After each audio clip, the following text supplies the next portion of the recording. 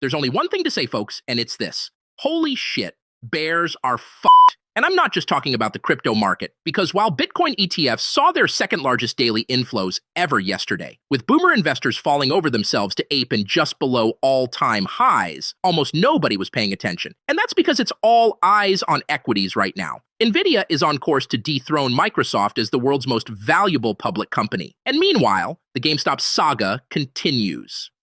Joining us to discuss, I'm delighted to welcome the greatest mind in finance, a genius savant who has been described as the Nostradamus of Wall Street. It isn't just an honor to have him on the show. It's an honor to live in his era. Jim Cramer, welcome to Tucker. Holy moly, Tucker. I didn't sleep a wink last night, and for 3 reasons: stimulants, Nvidia, and GME. Tucker, I spent a lot of time at Studio 54 in the 80s, so I've seen some crazy shit. But this roaring pussy situation is insanity, total insanity, and I've called it to a T. What's the sentiment on Wall Street, Jim? Well, I had Gary Gensler on the show yesterday, and I could tell he was nervous as hell, because at one point he appeared to jerk off an imaginary horse. It was a subliminal message, Tucker. And do you know what it means?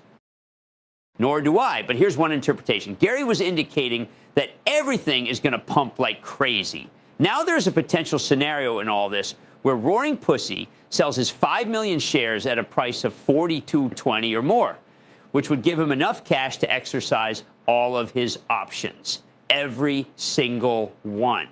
And that's going to drive the stock even higher, because the makers would need to secure 12 million shares of GME to fulfill Pussy's options. Kitty Jim, his moniker is Roaring Kitty. Right, but here's the thing. This is 2021 on steroids. It's David versus Goliath season finale, because the meme stock traders are crazy. Tucker, they're nuts, and they smell blood. So they're not going to just sell their shares at market value to the big institutional guys. No!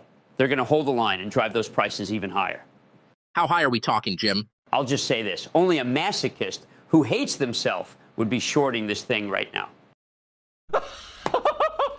But that's just the start, Tucker, because with volatility where it is and retail investors jumping into the fray with both stocks and options, we're not just looking at an everyday short squeeze. No, we could be staring down the barrel of something much bigger, a market-wide liquidity squeeze, Tucker. Picture this. Borrowing costs shoot through the roof, demand for margin skyrockets, and suddenly there's just not enough cash to go around. And we see short sellers, and I'm talking big institutions here, get absolutely annihilated. So as far as Wall Street is concerned, this is what we call squeaky bum time, Tucker. Squeaky freaking bum time. Holy smokes, Jim. As if all that wasn't enough, the stock just pumped 33%, and they've halted trading again. And I'm told it's all because Roaring Kitty scheduled a live stream at noon Eastern time tomorrow, his first in 3 years. What do you make of this, Jim?